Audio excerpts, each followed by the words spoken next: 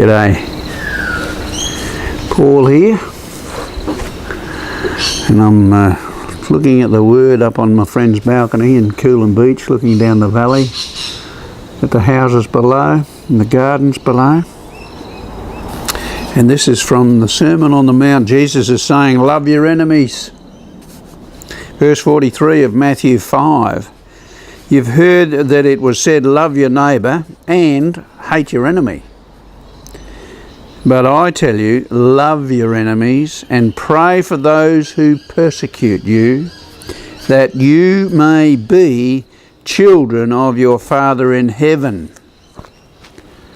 That's a really difficult thing to do. It's one of the most difficult things to do in terms of following Jesus.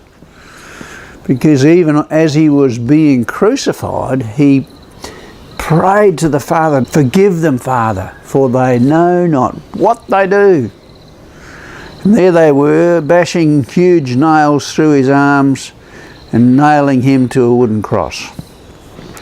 What a mighty God. And then Stephen, when he was being stoned, his face shone with glory, because there he was saying, Father, don't count this against them. He was praying for his enemies.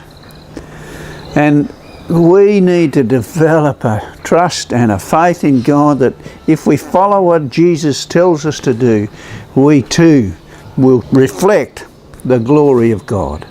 So hard though when somebody bumps you or jumps in the queue or cuts you off in the traffic. So hard to think, I've got to pray for him, got to love him. Love your enemies. Don't hold it against him. Don't hold a grudge.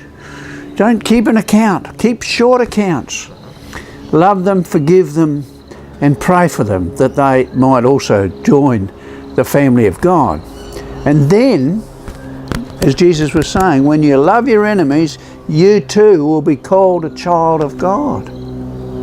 That means you'll have unity with Jesus. You know, he was the firstborn of God, and you will be a child of God, and it just brings a fabulous growth in your Christian walk as you learn to love your enemies and to deny yourself and to love your enemies. Forgive them, Father, for they know not what they do. It's a little meditation from Matthew 5, verse 43. You get into the Word, and may the Word of God get into you.